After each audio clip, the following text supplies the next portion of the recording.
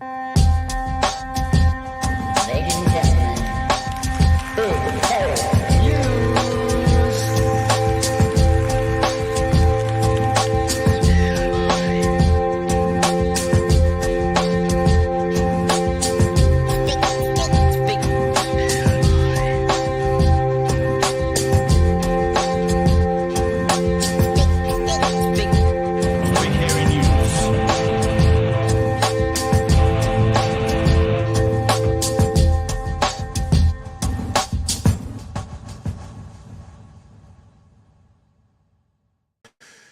Hey, kia ora koutou whānau. Welcome back to another episode of Big Hero News. Kia ora, Chewy, sir. How are you? I'm good, Pat. I'm good.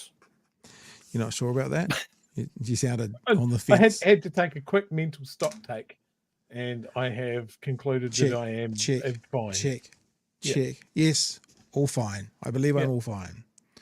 How are you, man? Present and correct. I've good. enjoyed the last few days. Have been nice. I've in Dunedin, for people outside, I don't know what you do, Chewy, but we basically turn on a heat pump, put it on 18 degrees, and it goes on at about April and it goes off at about November. Just runs 24/7. Obviously, it doesn't keep running because when it gets to 18, it stops. But it's ability to go, and we haven't had anything in the last few days. So the summer's coming. Summer's coming. That's quite nice. Quite a nice thought. What have I? Okay, so I know this isn't everybody's cup of tea, but I've just been blown away by it. There's a lot of footage out there of the conflict in Ukraine, and I've noticed that one of the units over there, one of the units of international volunteers, have put out a series of videos that is just of phenomenal quality. Like they've literally stitched together and edited everybody's GoPro cameras and drone footage and interviews with the combatants and that sort of thing. And I have just been hooked. It's very real. And they dropped a new one this weekend. And one of the things that I've noticed, I'm not sure if I've mentioned this on the show before. One of the guys is one of the unit leaders is very obviously Australian. Right. It never shows his face, but he is definitely Australian. You can tell in the accent. And this video that I was watching documented them basically charging a Russian position with 3 Humvees. And as they charge through this bush line and they start taking machine gun and RPG and mortar fire and that sort of thing, you just hear this Australian voice going, "What a day! What a lovely day!" And it is the most awesome thing. I get. You should mention why that makes sense for people who don't know the film you're talking about. For people that don't get the reference, it's a line from Mad Max. Yeah. One of the more recent Mad Max films. And I mean, it's just, I like it was, the footage was intense. You knew what they were going into. And just to hear that, it was amazing. Well, I hope it was what a day for him. Hope he's safe at the end of it. Yeah, interesting. I got out to Long Beach yesterday, took the dog for a walk. It was fabulous. Although you should see the damage out there, bro. Like to the beach, like whole dunes have gone because of that storm a few weekends ago. So it's quite a lot harder to get down to the beach than it used to be. I made an award entry. I told you guys last week we were going to enter. Nice. And I'm just being honest here. I'm not being defeatist. Last year, the people who won that category, I think there was 2 from Stuff and 1 from Spin-Off. Actual, budgeted, probably NZ on air funded podcasts that were able to put it together. But I chucked it in. And look, there could also be a good time now to say, if you enjoy our content and you want to be a part of what we do, then you can get yourself along and be a bit of a patron. And I'll show you something. I think it's that one, isn't it? It is that one. If you are a patron at the moment, then you can actually get on there and see our award, the award entry. I put it up today, so you can get there and you can push play and you can see everything. There we go. It's not so. Lots of me shouting and you being quite sensible. Actually, it's an interesting mix-up, which is wow. That must have taken you ages to get that footage. Well, you've only got 15 minutes, so it's like it's a good mix. It's a good mix. So Speaking of, there's none of me going, all politicians should live in a single office block, no, should be stripped of all their assets, bring no, back Ministry of no, Works, all of that sort of stuff. no. Okay. Speaking of patrons, thanks to Swirl and to Nat and to Kristen Stanaland and to Eva and to Kate Timms Dean, who all became patrons over the last 7 days. Yeah, there you go. This week, it's going to be a good week this week, I think, Chewy. We have got, it's not confirmed. It's always dangerous when you announce things that aren't confirmed, but there's a couple of activations coming up in the next wee while. There is going to be a hikoi from the far north to Parliament about Māori unity, and it's to do with the treaty referendums bill. And, where's my mouse gone? There it goes. There it goes. And we are hopefully going to be talking to this week to Eru Kapakingi there. I've been talking to him and he's keen to come along on Thursday. And then, of course, on Wednesday, there is a day of action over this government's anti-worker agenda. I don't want to say who I put it out yet because I haven't actually connected with them, but hopefully someone from the CTU will come on tomorrow. And I know you all love Craig, but he's their economist. Maybe someone else from the CTU. Hopefully, I'm sure they will either come on live tomorrow night or will, maybe I can pre-record them tomorrow during the day, should that happen. What else? Printer arrives tomorrow. So going to start to get trained on how to print our own t-shirts and hoodies and stuff tomorrow. But nervous about that. It's going to go out there in the lounge downstairs. Going to be the printer room. The print room. And I'm going to hopefully find out from the guy who's selling it to me, who's the boss who knows everything. One of the first things I want to purchase from his supplier, which would then be my supplier, is some sticker paper. So we can start printing stickers immediately before t-shirts. Obviously. Stickers. Yeah. So big weekend, big week coming up. Lots and lots and lots going on. If you are a patron already, thanks so much for being a part of what we do. We genuinely thank you for it. It enables us to do things like spend huge amounts of, to be frank, it's not all Patreon money. There's not quite enough of that to buy a printer and that kind of stuff. But, it's an investment in our future. And let me say one other thing. Chu, you didn't make it, did you? But on Saturday, I had a meeting with a couple of people.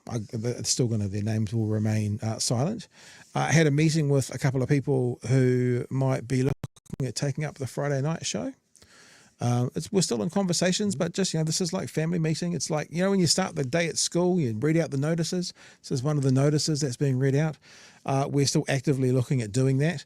And when I say we are going to do that, but we don't feel any need to rush it, to push play before play is ready to go. So that was all about everybody being comfortable with it, right? Yeah. We need to be happy. The new people coming on need to be happy. Yep. Yeah, it's the first or second date. No, I'm not going to use the dating analogy. That's wrong and weird and goes to a bad place. Yeah, very weird. Moving on. People in Wellington. I've taken Wednesday off, says Gold. Anyone else going to the Wellington event? Anyone up for a pint? There you go. That'd be nice. A little BHN meetings in every area. Mm-hmm. I'll be at I think it's Wednesday. I think I'll be at the Dunedin one. Wednesday, Dunedin Octagon, 12 to 1. There you go. Sure, I can make that. And the other thing is from Mr. Alex, thank you for the super chat, just wanting Pat and Chewy's opinion on water bills and meters coming to Wellington. And are we aware that a lot of people are now worried due to the possible monthly water bills? I grew up in Auckland, and Auckland has always been metered. It's happening in Dunedin as well. Dunedin hasn't been metered for a long time. I don't know if it's started yet, Chewy, but they're certainly putting meters in. I mean, we pay for it somehow. We've got to pay for the infrastructure somehow through rates, through usage. I don't know. I don't have a huge problem with it, depending on, like, if all of a sudden they, make water the price of milk and it's, uber expensive. Yeah, there's an issue, but, it's a bit like us in the EVs, Chewy. We knew we weren't going to get the road user charges free forever. We had to start paying for it at some stage. So for me, it's probably how they implement it and what it's going to cost. That's what it comes down to. Yeah. I think your experience is probably more to, you know, because you are from Auckland, in their experience of having a ratepayer owned or council owned water entity, was probably in hindsight a very, very good move. Whether Wellington can emulate that, that's going to be the kicker. But I think with the state that Wellington's water's in, something needs to happen. Yeah, well, there's a huge amount that's like there's a crazy high percentage of the water that's fouled by sewage and stuff, isn't there? Or they're wasting a crazy amount every week or something.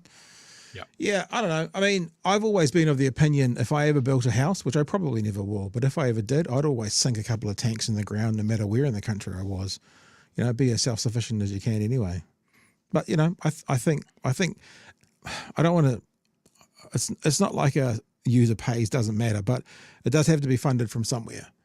And it's either the ratepayers paying for it, which means the majority of people using it probably aren't contributing to it other than through their rent and stuff, or it's the people who use it. I mean, I think there's not many things that are free in this day and age. Yeah, I think it gives more accountability. I know the Wellington area councils have been pretty proactive in getting water tanks to people who want them and that sort of thing. And I think that's just from an earthquake resilience point of view as well.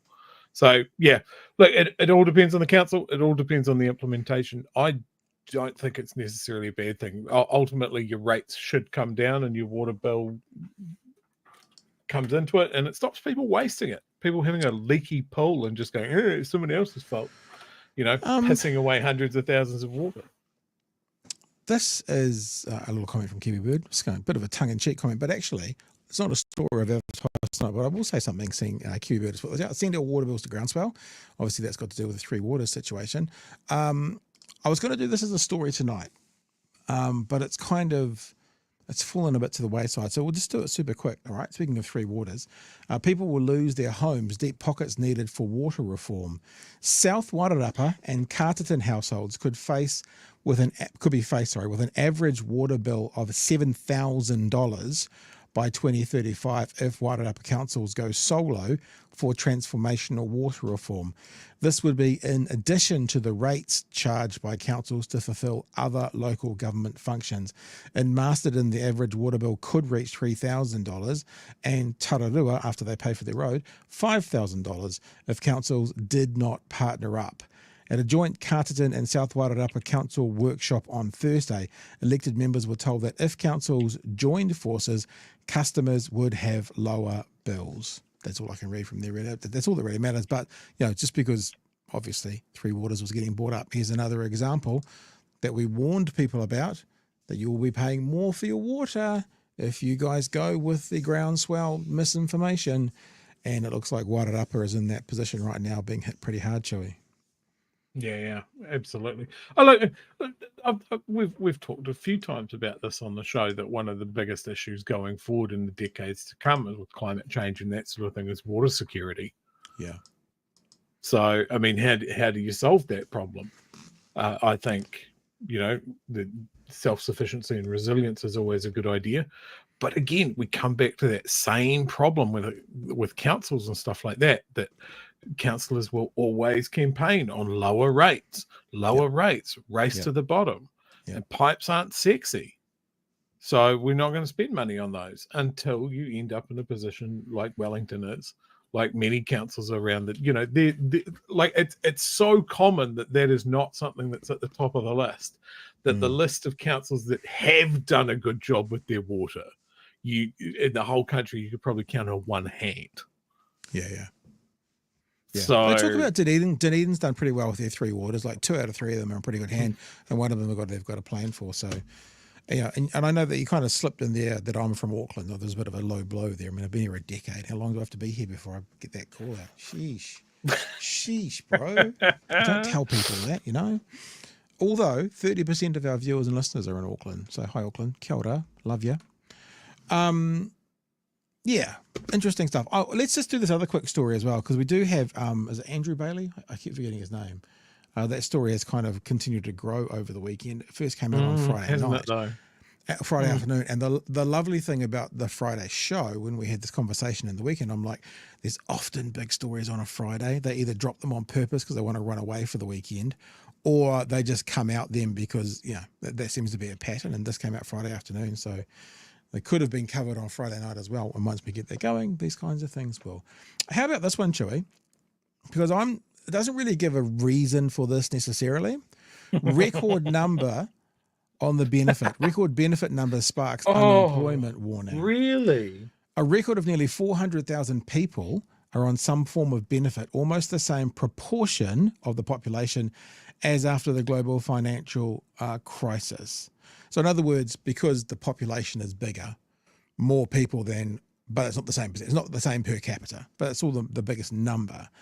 And there's a warning that number will increase again before it falls. The data was released as a part of the Ministry of Social Development's update for September. It showed the proportion of the working age population receiving a main benefit lifted to 12%. So, we hear about unemployment being whatever it is, 4.5, but the proportion of the working age population, so I guess it doesn't include retired people over 65 because they wouldn't be classed in the stats as working age. So this means people on sole parent benefit, that's not unemployed, that doesn't get counted as unemployed. There's, supported living, that doesn't get counted as unemployed. So all the other ones, 12% or 391,224 people, up 0.6% percentage points from September 2023. Just over 6% of the population, or 204,000, were on the job seeker support. That compares to 12.4% of the population on a benefit after the GFC, of whom 2.6 were unemployment related. Interesting. 15.8% on a benefit at the Asian crisis peak, of whom 6.6% were unemployment related, and 16.1% on benefits in the downturn of the early 1990s, of whom 7.9% were on unemployment benefits. So there's a smaller percentage of people on those unemployment benefits now, but there are more numbers based on population growth. The story goes on to say Infometrics chief economist Brad Olson said it seemed unlikely that the proportion of people on the benefit would reach the 1990s level. The fact we are seeing unemployment increase is still not a good thing. Above 5% is still not an area you want to be, but it's substantially better than the post-GFC or the 1990s economic hit. In the year ending December 2009, the unemployment rate was just over 6%.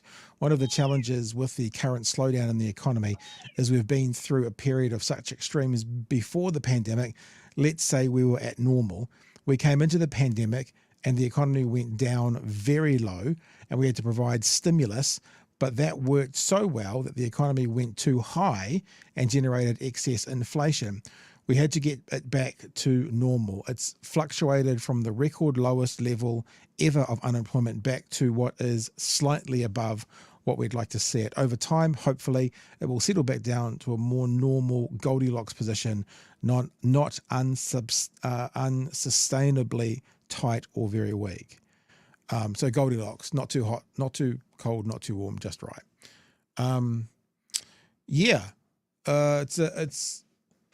We had Craig Rennie on, and he said something which has stuck with me.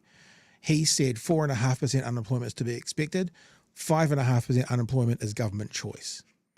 So his position was that 1% difference is based on what this government is actively doing to drive it up.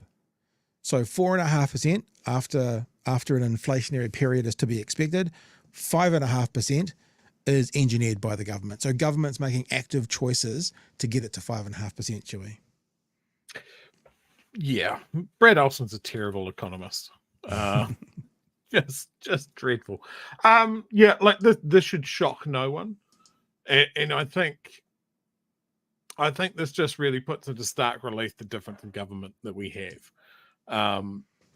All through COVID, we had businesses going, "Oh, inflation's too high, and the only way to cut it is to cut hundreds of thousands of jobs," and everybody just spoke in those very big numbers. It was just percentages and numbers. It wasn't people. And that's what we've got. We've got a government that has just hit the flush button on people's lives. Yeah. To keep the businesses happy. And so with all of these numbers and all of these, it's just a 1 or 2 percentage points. You have families going into Christmas not knowing how they're going to pay their bills.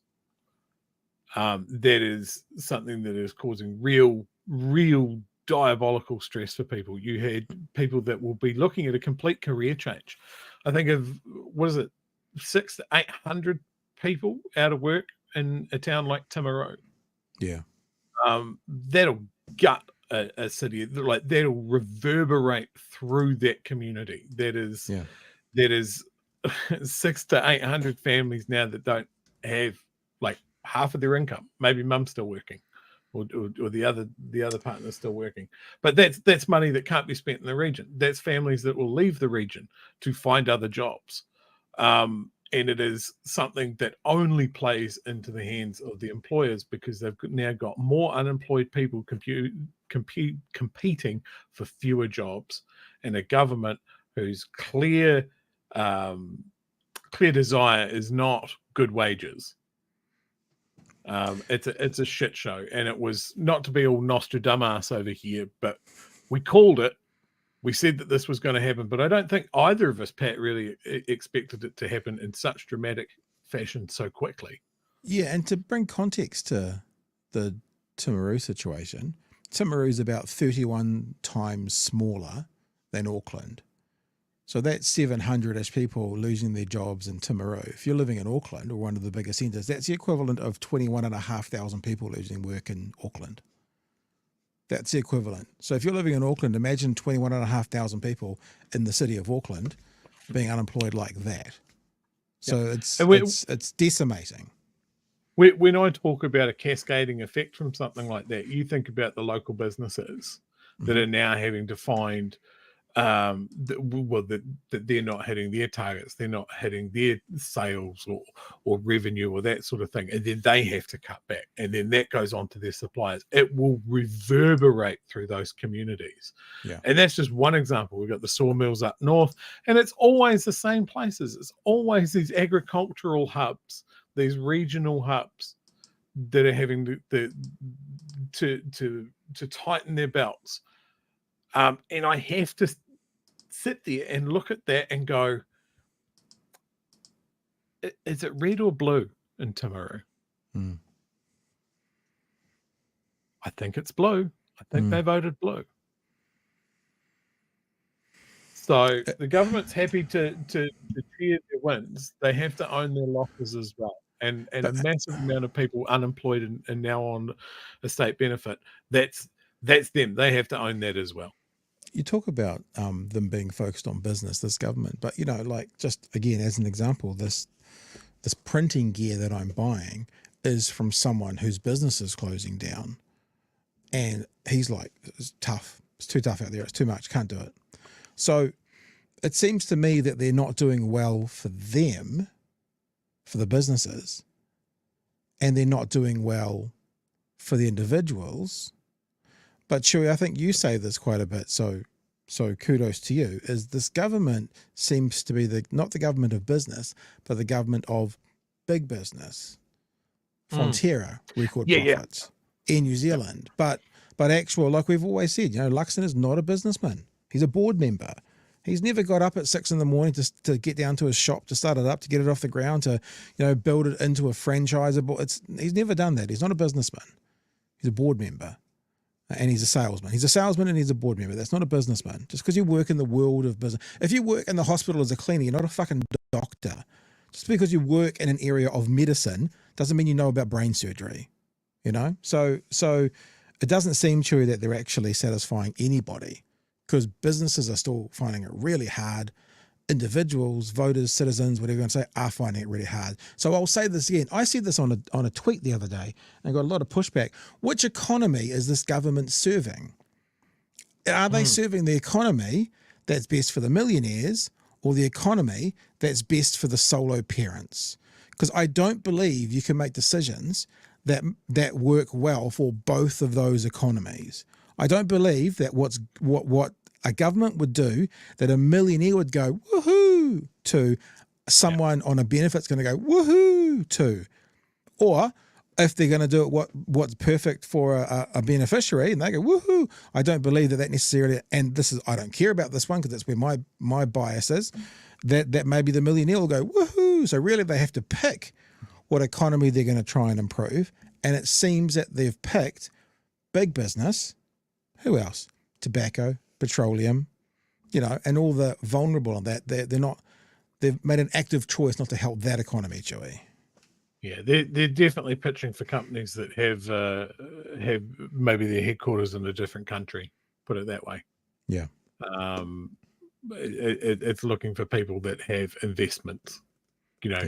Publicly traded companies. Certainly not small business.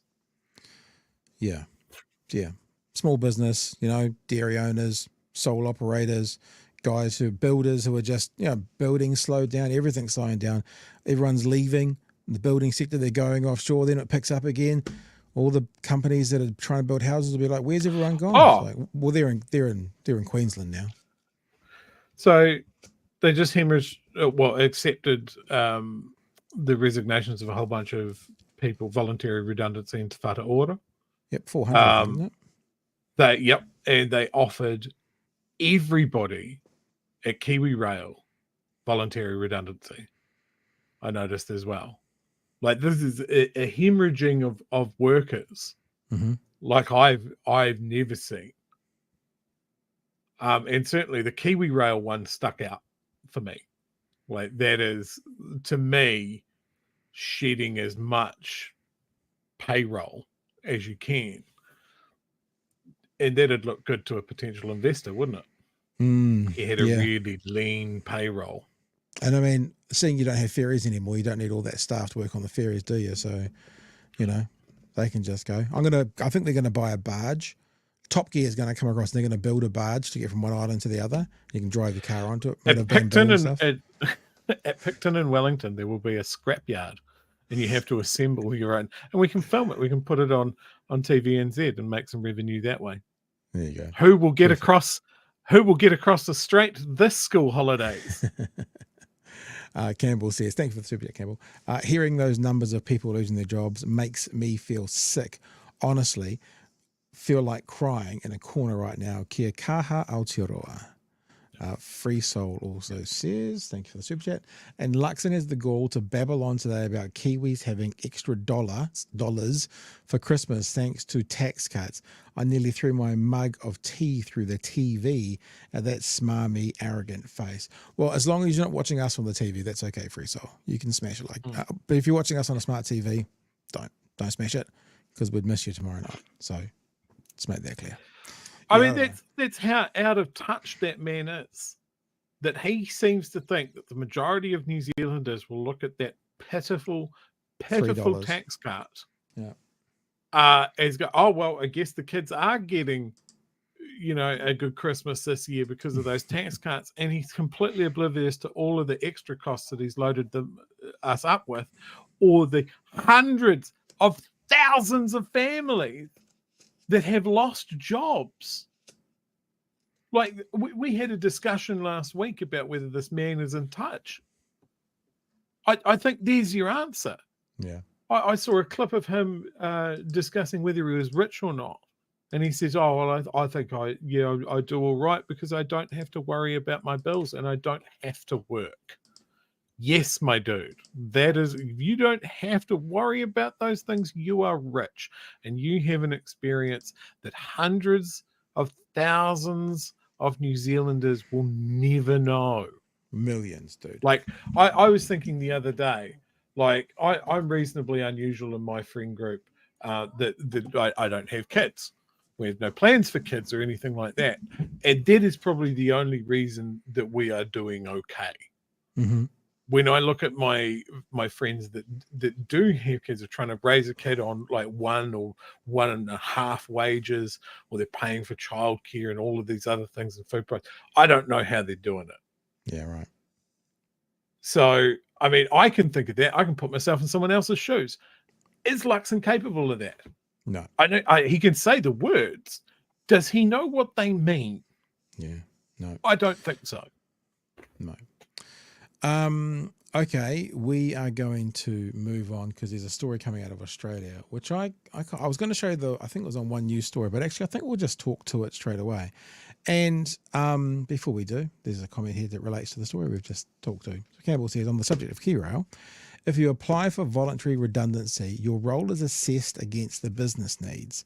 If the proposal is accepted, you are made redundant along with your role. Well, I guess that makes sense because legally you can't hire someone into a role that you've just made redundant. That has to, because if you could, that's how everyone would get rid of what they think are troublesome workers. You can't be you can't be made redundant in that position and then have someone else work in that position.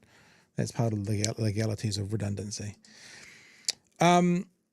Really interesting conversation. And look, as someone who is not Māori, I don't really understand.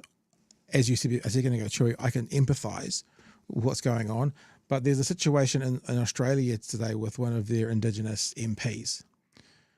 She came into a speech that King Charles was making and let fly. Now, the reason I brought up Māoridom is as she's not being dragged out, escorted out of the room. We want a treaty. We want a treaty.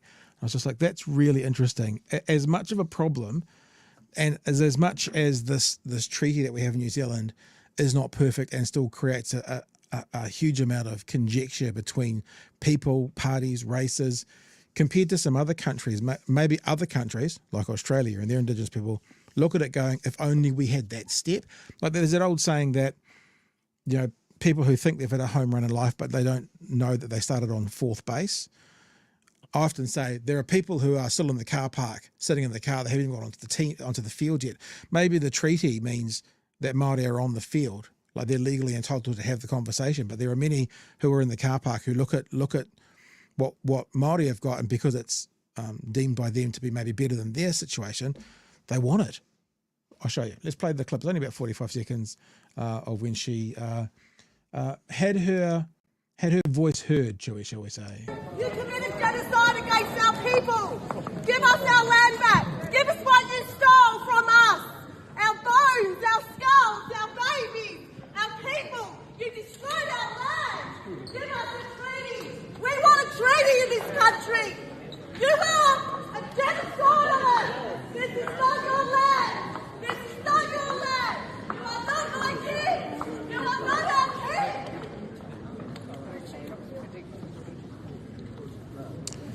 King Charles took it with good grace, I guess. You know, everyone's entitled to protest. Yeah, so we want a treaty. We want a treaty. I thought it was a particularly interesting use of the word. Wondering, obviously, cousins across the water, referencing how Māori have a treaty. Yeah, pretty powerful. And I actually have to say, no kind of boo, get him out like that. Just let the protest happen.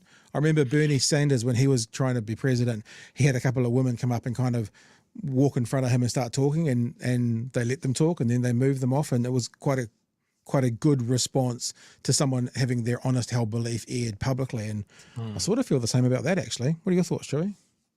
Nothing she said was wrong. 100%. Like all the things that she listed are things that happened to the Aboriginal people. Mm-hmm. So, there's no debate there. They don't have a treaty. Aboriginal people have been treated atrociously in Australia. The other thing that springs to mind is, yes, she's an elected lawmaker and that sort of thing, but she went up there alone. Yeah, true. Very, very alone. Yeah. To do that. So yeah, well done. Like, absolutely. The news story, agree. The story here on RNZ says Australia was a British colony for more than 100 years, during which time thousands of Aboriginal Australians were killed and entire communities displaced. The country gained de facto independence in 1901, but has never become a fully fledged republic. King Charles is the current head of state. The senator's name is Lydia Thorpe. Shouted anti-colonial slogans at the King during his visit to the Australian Parliament on Monday, shocked assembled lawmakers and other dignitaries. I actually think, there's a place for protest, and that may have been uncomfortable, but I don't think protest is supposed to make you feel warm and fuzzy all the time. and there was no argy-bargy, there was no, it seemed like an appropriate protest. That might be a juxtaposition, the word appropriate beside the word protest, but it was received and it was done. The point was made. Now the next thing is what happens from there. Could the Crown even do a treaty with an Indigenous people, 250 years after a country started? I'm interested to think about that. Yeah, look, and maybe if they ever go down the Republic route, that's something that can be looked at. But yeah, I mean, my whole question, I don't tend to think that King Charles is necessarily a bad person, right? But what I would love I would love to have the opportunity to go, hey, do you know what that was about? Yeah. What are your thoughts? What is your understanding of what happened here? Yeah. I'd love to get that, and because he's a king, we'll never have that opportunity. We just don't know. I mean, you can look at a situation and go, I wish, that song "I Wish" by Skilo. Imagine if he had called her up. Fuck. Yeah. I'll hear. Come here. Have a sit. Well, not even that, but just like let's thrash this out. I'm open to hear your position. I mean, by many in the kind of royal upper class sort of word, he's a bit of a greenie and a bit of a, he's not quite a hemp wearing suit, but that's in that world. I wonder, you say we will never get it, but I wouldn't be surprised if he knew a bit of what was going on, if he knew about it. The question is, what did he do? And look, there are a couple of comments here in the chat. MB 1968 NZ said King Charles has spent a lot of time at Turanga Waiwai. Raywin here says the king does understand Indigenous rights, and he may do, but I would love to hear it from him. As Pat says, wouldn't that be an amazing moment? As improbable as it is, that he said, no, bring it back in. Let's have a chat. Yeah, and this is the thing that, like, those days of a treaty being between a king rather than the people with the king rather than different independent governments, I guess, those days are long gone. Yeah, but people said, it's still between the people and the crown. The crown is just now the government instead. I think Australia has a long way to go. Yeah. That's not to say that like we're the fucking blueprint, because we clearly aren't. But I think we look at what we're doing, and at least there is titiriti there to have some sort of framework. Australia doesn't even have that. Yeah, like it's kind of it's I don't want to say, because she had all the right in the world to speak then, but the treaty kind of feels like it gives Māori the legal foundation and like the foundation stone to stand on and say, no, I will speak, and I will speak because it says in this thing that my forebears signed I'm allowed to. It might just be like a step up.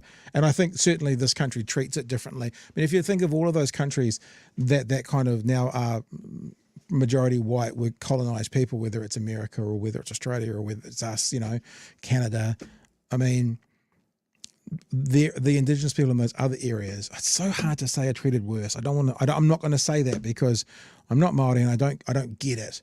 But it seems that the Indigenous people in 2024 in this country have more of a path to get recourse and more of a path to challenge than maybe in those other countries. Is that okay to say go that far? I don't know. It just feels like it's a because of the treaty. There's at least there's a process set up for the conversation to be had. But what we're not doing well is having that conversation. That's what it is. So there's this process set up to go, this is how we have the conversation. This is our agreement. The agreement's just not being worked well today, but it's still there. So let's sort out how to work it well, and then things might be better. I think I found my way to the end of that, maybe.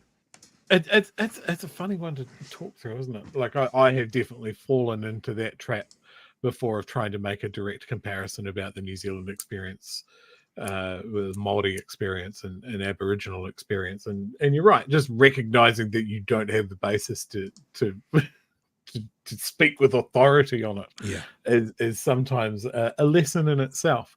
There's a few people in the chat talking about how that senator, sorry, I didn't grab her name, voted Lydia against Thorpe. The Voice. Did she? Yeah, so I don't know. I have to look into that, but that is interesting. It'd be nice to know what her reasons for it were. I'm having a look right now. You could do some super chats if you want. Okay, let's have a look at what we've got.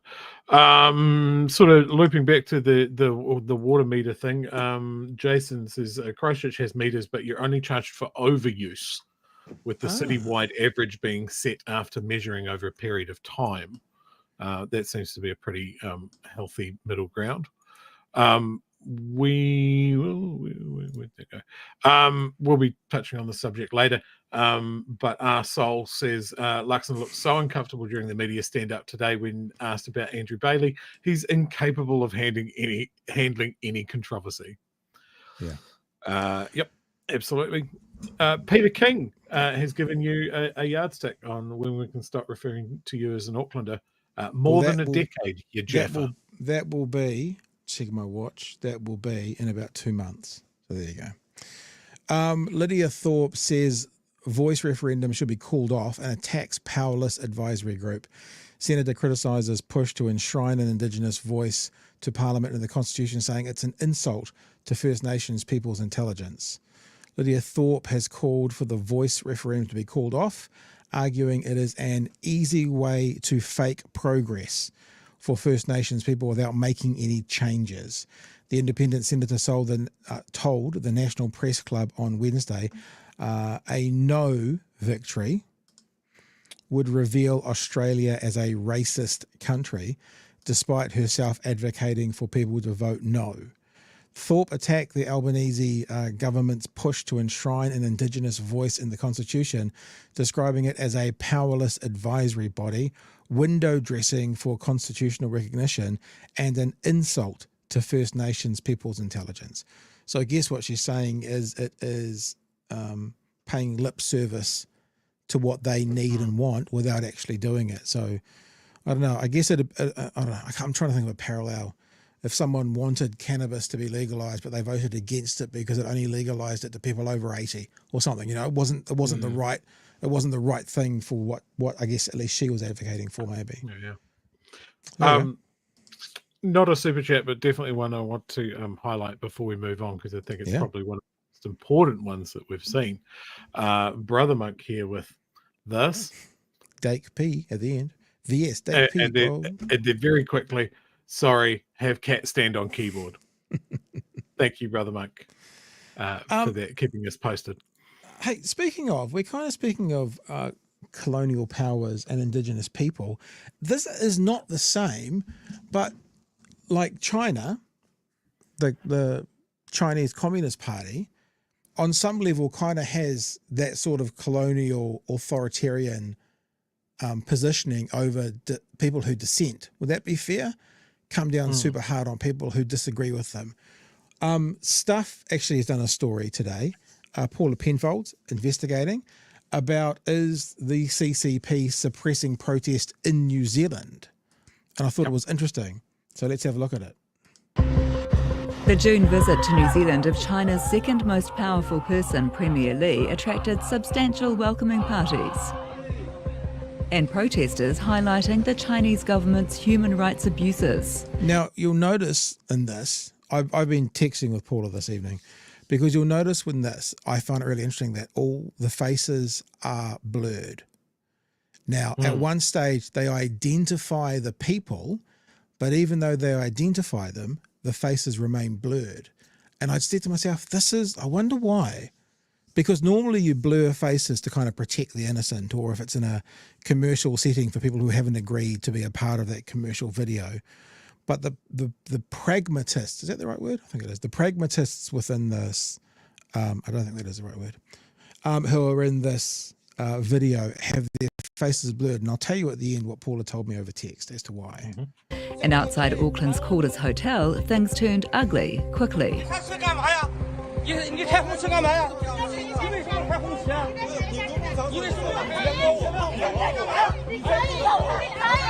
Two of the protesters were Michael Zhuang on the right and filming him, Jian Xing, who was knocked to the ground but recovered his phone and recorded what happened next.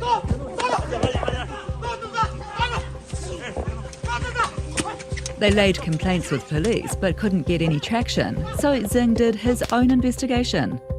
Matching frames from his video, with pictures available online of who he thought they might be. To try to verify those he identified, we used facial recognition software. It's specifically for images that are low quality. That's a match for that one. I would consider it a match, yes. For both. So who are they?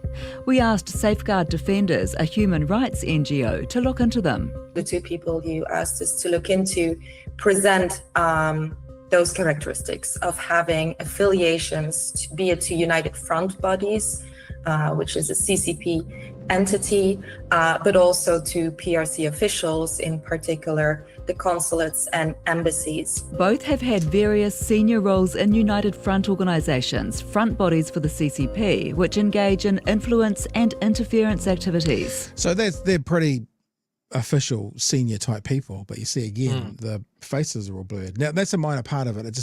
I get a bit kind of focusing on one thing, but the story is much bigger than that. We'll keep it going.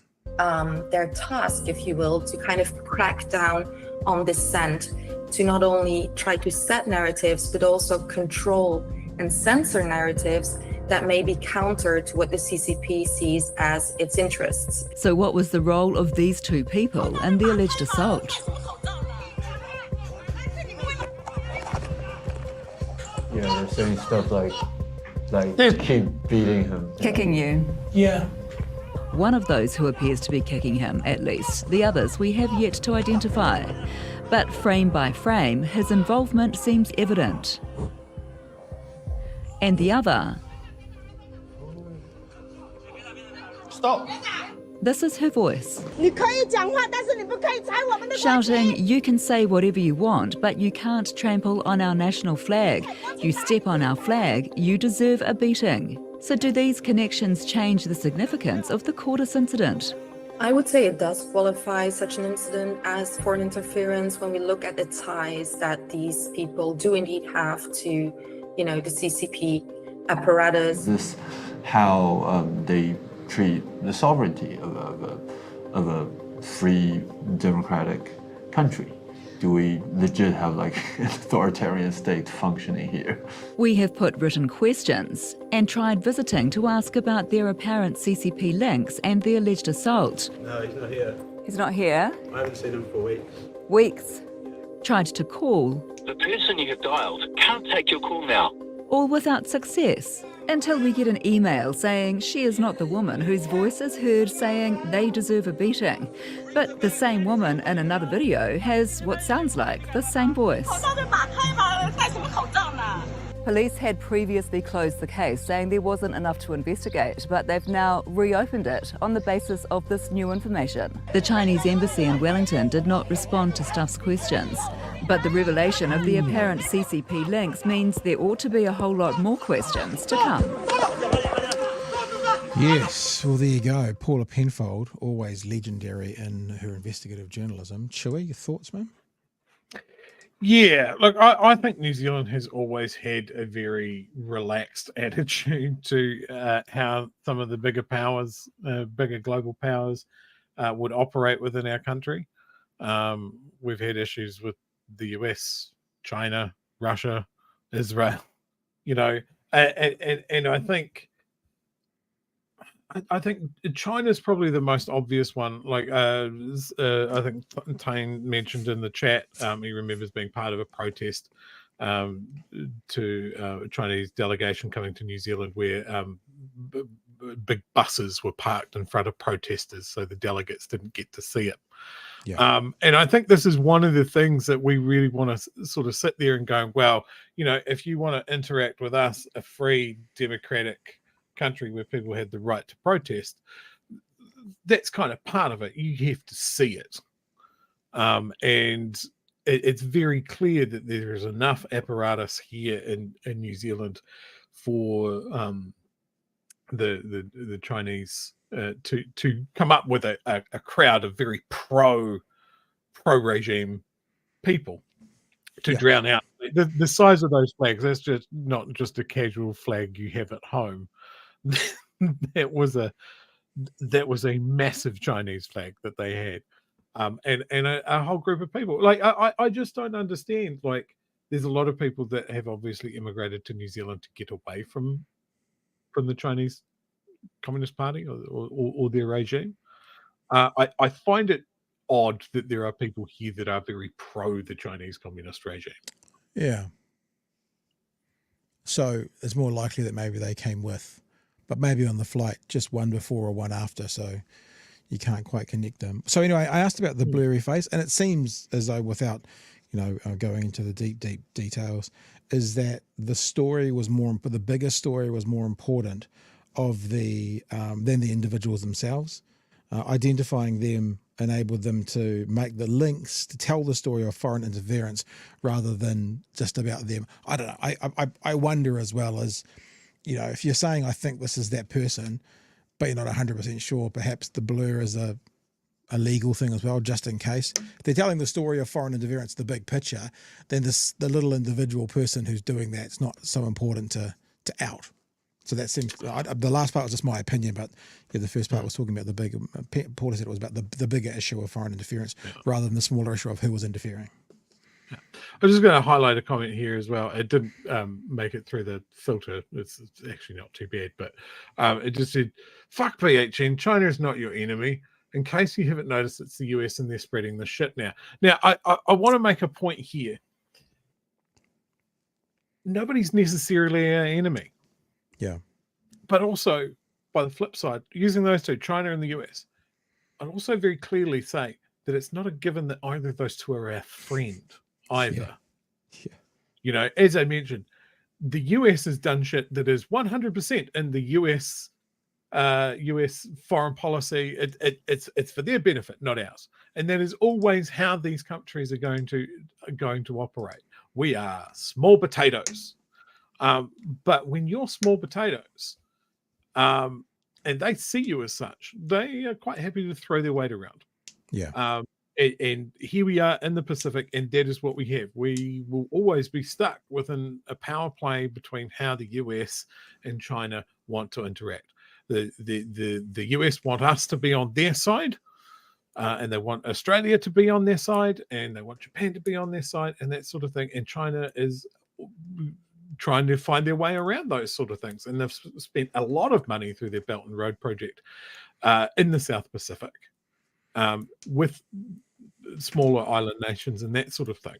We've spoken about that in the past. We have a massive trading relationship with China. And I think, so there we're always walking a line of like, they're not an ideal regime, but it's a lot of money to us.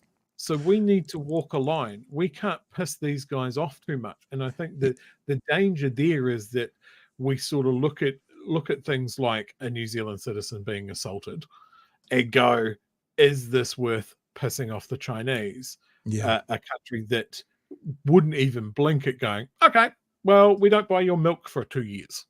Yeah. We'll get it from somewhere else. And that would potentially devastate us. So we have to make those choices. And I think that's illustrated here where the police go, there's not enough to go on.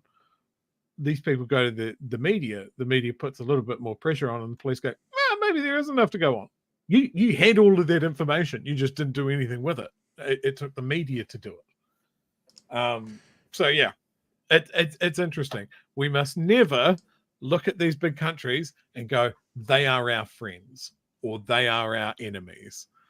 They are very much always operating in their best interests, not ours. The thing about the government as well, which is very, very true, is how they have to tread carefully with the government. So much so that I had James Shaw on a podcast for another podcast I used to do, which I'll make it back to one day. And I just out of the block said to him, what do you think about the whole China-Taiwan thing? and he struggled. I've actually just got the clip up here, and I'm just seeing if I can find, it's like 7 minutes, I'm not going to play it, but find the bit where he actually had to, here it is here. Why not just play, see if we can find a little bit of it. Oh, look at me, I look like a bear. Good God. Hang on a sec. Rawr. what about the question of what is Taiwan? What are they? How should we be considering them? Should we consider them, a part of China, separate from China, their own country? What do you say to that? His asshole is puckering as I ask that question. Well, we would say that everybody on Earth has the right to self-determination. So that's not really a question for me. It's really for the people of Taiwan to determine for themselves. I mean, I'm not kind of remotely qualified to put words into their mouths. So that would be the stance that we would take. So look, honestly, and I'm not trying to be a cheeky bastard here, but does that mean you can't really answer the question? Like you can't actually say they should be a country because of our relationship with China? Well, I have responsibilities as a government minister. I have to kind of represent the views of the government, and especially when it comes to matters of foreign relations, right? So, there's that. But I guess my point is, I don't, putting my ministerial hat to one side for a second, I don't consider it, my, I don't think that I should take a view about whether Taiwan should or should not be a country. That's not for me to say. Anyway, so even that, the Greens, dude, the Greens were like, well, what am I supposed to say to that? It's not, I don't really, but then you ask them about anything else in any other country, then it's like bad, good. But this one, it's like, yeah. So anyway, oh, I'm sorry, James, if you're watching, I'm sorry. It was a dick move, but I knew what was going to happen, so I did it anyway. Okay, speaking of dick moves, what a fantastic segue. Andrew Bailey. Could there be more of a dick move in New Zealand at the moment? This was amazing. Yeah. Let's get the latest story tonight, because the Prime Minister has been challenged over it in his stand-up today. Let's see where we're at right now. Christopher Luxon is standing by his man, going into bat for Stand by your man. Under fire small business minister Andrew Bailey in the face of calls from the opposition to strip him of his portfolios. Senior political correspondent Jenna Lynch joins us now. And Jenna, is Luxon likely to change his mind? Yeah, just to recap for our viewers this story. So late on Friday afternoon, it was revealed that a worker from a business that Bailey had visited as small business minister laid a complaint that Bailey had sworn at him, called him a loser repeatedly, and taunted him by making an L sign on his forehead with his finger and thumb at that business visit. Now, Andrew Bailey has apologised for the behaviour, but in the series of events, the first... I bet you anything you like, he got the L the wrong way around. And how some people go, oh, loser, and they put it up when the L looks like to them the right way. So I bet you he put it up there, and so he probably called him a J actually rather than an L, would be my guess. The apology was only made to the business that the worker worked at through an email that was sent that was basically a thank you email for hosting him. It wasn't until that worker got back in contact with Bailey and other politicians, including the Prime Minister and members of opposition parties, that Bailey apologised to the worker himself. Now, Chris Hipkins is saying that that is not good enough, and that Christopher Luxon is not applying the same ministerial standard to his ministers as he demanded of Chris Hipkins when he was the Prime Minister. Oh, Christopher Hipkins, does that mean you're holding this government to the same level that they held you guys to? Well, I've heard that somewhere before, Chewy. That standard of accountability. I wonder where I've heard that before. And Luxon was in opposition. I mean, I think clearly Andrew Bailey well and truly overstepped the mark here, and as a result I think there should be some sanction for him, and removal from some of his portfolios would be an appropriate sanction, if not removal altogether. When the issue was raised with him, he genuinely was mortified by that. He reached out immediately, apologised to the individual concerned. He subsequently apologised again to the individual concerned, apologised to me and reassured me it won't happen again. That to me says that he understands the gravity and the seriousness of not meeting those expectations that I have of ministers. Now, the government will have been hoping that because this story broke late on a Friday afternoon, that perhaps it will have died or run its course over the weekend. But there is a complication in that Andrew Bailey doesn't agree with the workers' version of events, but he still hasn't offered up his own version of events of what went down that day at the business. So still plenty more questions for Andrew Bailey to answer before this saga comes to an end. Right, so let's just have a look at this footage. This is from last night's news, when they're kind of explaining, and they're trying to give Bailey the opportunity to actually explain what happens, and he won't. He called me a loser repeatedly, saying the reason I was still at work was because I am a loser. He turned to the group of people with him at the time, including my boss, and formed an L with his fingers on his forehead. Did you call him a loser? Look, there are issues with, obviously people have different perceptions about what went on. That's not a strong answer. That's not a no. You're That's not a no. I didn't say that. You're in Luxon's office going, oh, for God's sake, answer the question. Obviously people have different perceptions about what went on, but I don't want to... I like this. No. Different perceptions. He said I held an L up. It was actually a J. If you look really carefully, it was a J. It was not an L. Certainly wasn't that. He was a worker, not the owner. So it was this. Different perceptions about what went on, but I don't want to get into who said what or what. The man says the minister and others left, but then Bailey returned twice, insisting the worker come and have a drink. He refused. I did not have any intent to say to him anything that was offensive, but obviously he's come to that view, and for that reason I've unreservedly apologised. The staff member claimed... But not explaining what he's apologising for. So he's apologised, but he refused to explain to the media exactly what he's apologising for, Chewy. It just gets worse for these guys. It's one of the best apologies. It shows true reflection on what happened. What a bizarre story. What an absolutely bizarre story. Now, the only place that I can get to with this is that he was trying to be jokey. But for a joke to work, both parties need to understand that it's a joke. Yeah.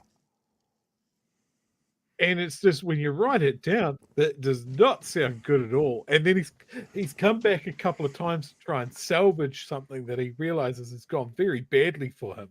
Yep. And it's just made it worse. What the fuck? I've got one other part that I want to add to this. It's a bit of fun. You ready? You may not have heard of this guy before. He kind of resembles a mound of melting pancake batter. He's a dude. Yeah. Yeah. Oh, yeah. Okay. Now on Friday, to fabricate. For fuck's sake, this man. On Jesus. Friday, hang on. This is there's a interesting perspective here. On Friday, the more I read, the more clear it becomes that Andrew Bailey's story is a fabricated beat up put together by an activist worker, opposition political operatives, and the biased mainstream media. And when I saw that come across my Twitter feed, I went, I wonder if anything about that opinion has anything to do with this story about Sean Plunkett that came out, what, a year ago? A bit more than a year ago? Because it feels like if you are the kind of person that berates your staff and slams your hands on the desk, then maybe you'd think calling someone a loser is not that big a deal. Just to remind people, employee alleges broadcaster Sean Plunkett yelled at her punched desk. An editor at the new media startup The Platform says she was yelled and sworn at by founder Sean Plunkett before he punched a desk standing just a metre in front of her.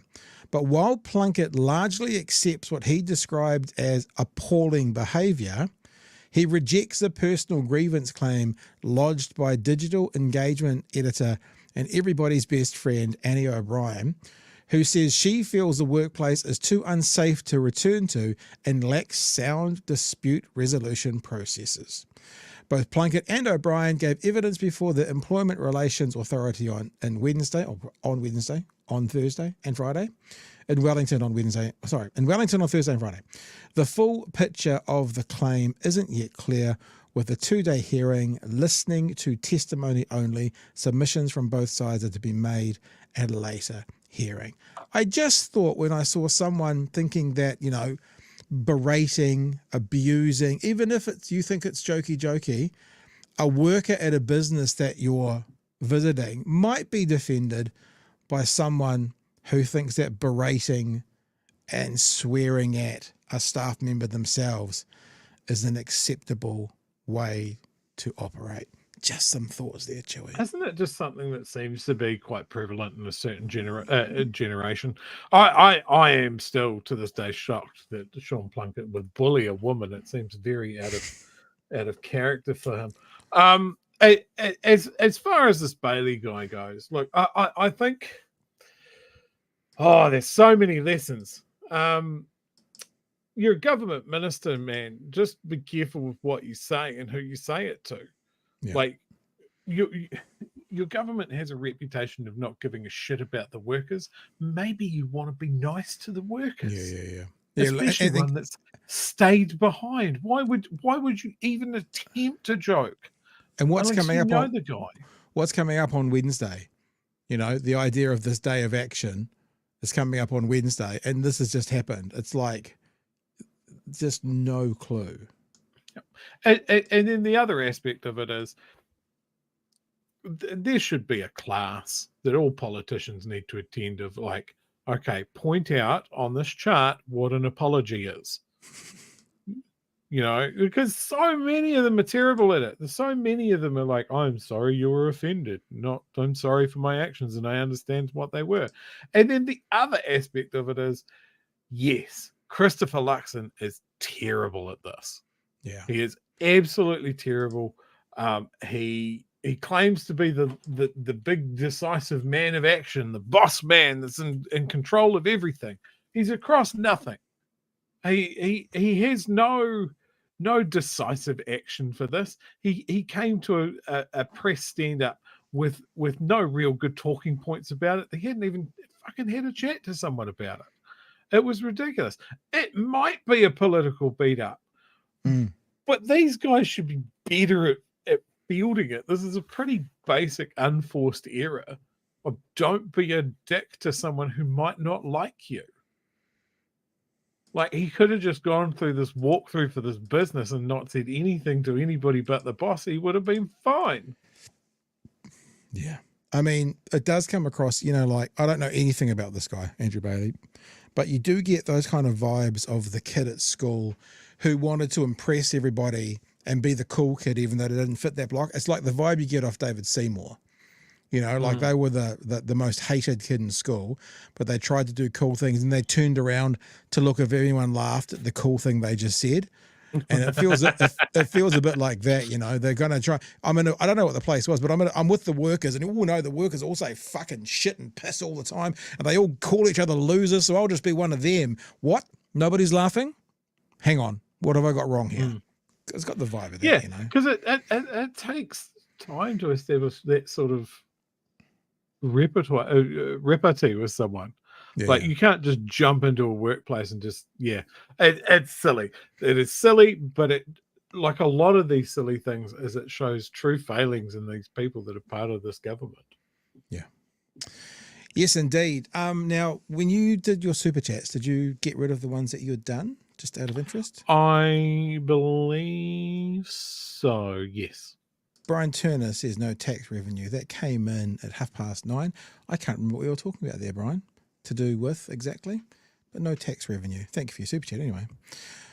Gareth, regarding Kiwis laying off workers, perhaps you can get past the redundancy difficulties if you just go privatise Kiwi Rail. That's what you're kind of saying, isn't it, Chewy? Campbell, thank you for the super chat. Went to watch the Auckland FC debut at Go Media Stadium. Great win, was a good day until Luxon showed up at the stadium. Mutter Heaps, has Charles said which treaty the Royals agreed to, the Māori version or the English version? That's an interesting question. Really interesting question. Don't let the perfect be the enemy of the good. Don't let the perfect be the enemy of the good. That's Kiwi Bird. I guess that's talking about treaty and. That was in relation to the Voice, and we were talking about that senator's position, saying it's not perfect, so vote no for it. Late fee for tonight, says Ryjan, and possible absence fee for tomorrow. I'll be playing Sonic X Shadow, Generations, and the Alan Wake 2 DLC, all of which means probably more to you than me, Chewie. They're video games, video entertainment. Video entertainment games. I used to play those before I started doing this full times and a half. Duncan Garner had a great take on Buffett Bailey. I don't know if is the word Duncan Garner and great take ever really go together. I mean, honestly, does it, really? Guys, trust me, he's sorry. Please. I'm sorry. Nick says, late but consistent, also hit that like.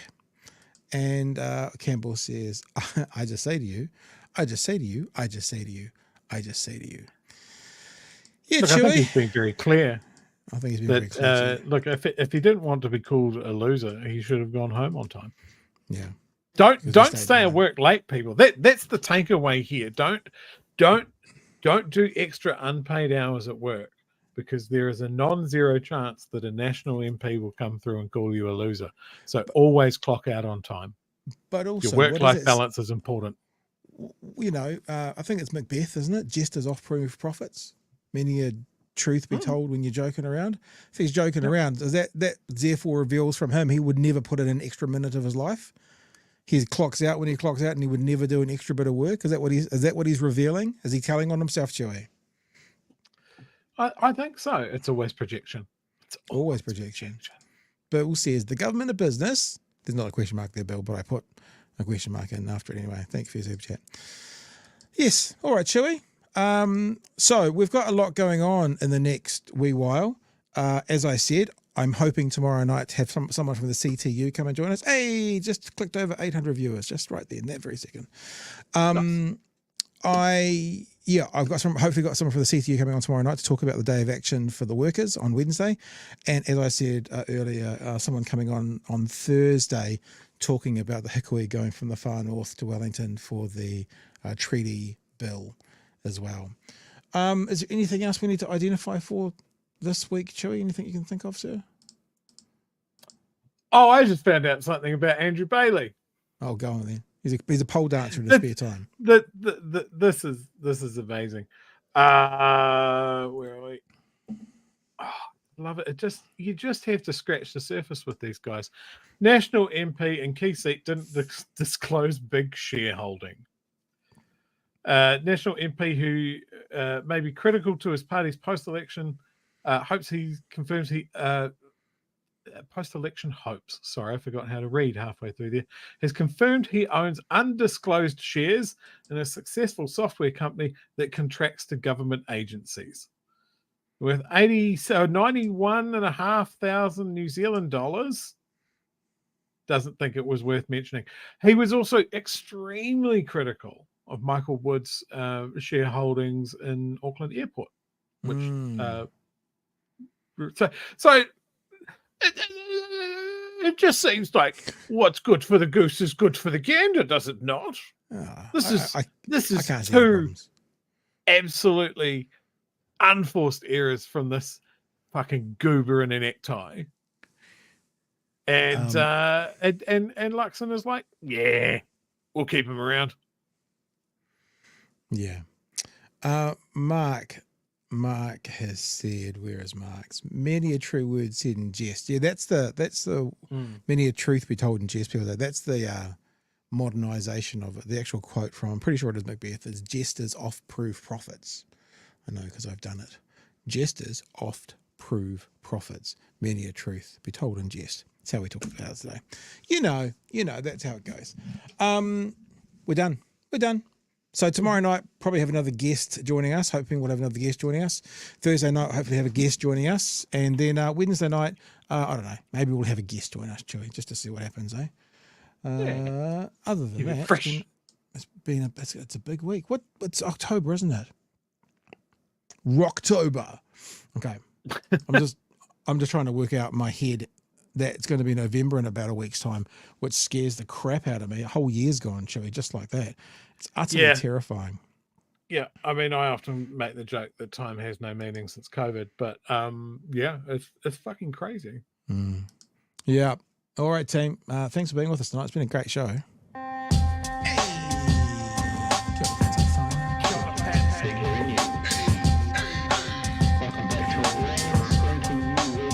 Help us settle a debate, whether it be thoughtful or funny, even if we're all creatures of hate. It's a fine line that we're walking together. For better, push aside the temptation to berate. Let's take a note of the corners we stand in. No, I don't like this. I'm going to start again. What have you done? Because I don't like it. Because I'm actually playing the wrong one. People have just signed up and become patrons. And I was playing the wrong one. Now I'm playing the right one. Okay. Now, really, we just wanted to see who would leave, and now we're going to go to the second half of the show. Help us settle a debate, whether it be thoughtful or funny, even if we're all creatures of hate. It's a fine line that we're walking together. For better, See, I could tell, because see, there's Swirl down the bottom there. Swirl's just signed up. of the corners we stand in. As many points as the hairs on my chinny chin chin. When the news that we're watching is hairy, knowing all the things that we need to be wary of. Like the rich have their hand out for rewards, while the many have to work out what they can afford. And the rest of us ain't paying attention, or maybe have questions we're too worried to mention. Other media is still dwelling on trivial facts, vetting peas from the rice and the mice from the rats, and picking and choosing a war path to run, and linking ourselves with the hill to die on. It's gotta come down to a welcoming vibe, with an A and a self and a higher in mind. All heavily either this way or that, and we'll be analyzed by what Chewy and Pat. With the evil in the world trying to mess with your head, and you're sitting on the couch, you're thinking chivalry's dead. Each night, 2 nights, they're gonna sing you to bed. It's Big Hairy News. And thank you for all the help in the chat, Chewy. The word was protagonist. I knew pragmatist. I was like, no, that doesn't sound right. Protagonist Yes. was the word I was looking for. The word for the day, Whānau, is protagonist. All right, that's it for me, Chew. Got anything else you want to share? Yes. Just to keep people's memories refreshed, Michael Woods lost his portfolio and left Parliament over $16,000 worth of shares.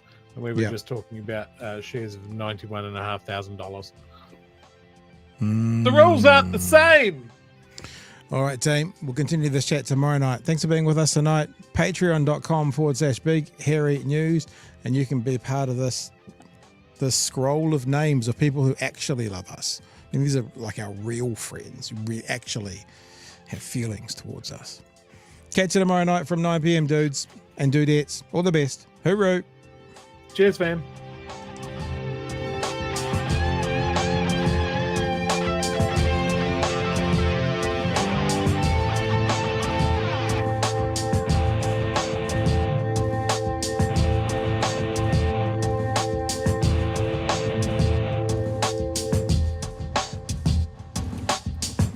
There's no dog, Chewy. I don't know what to do.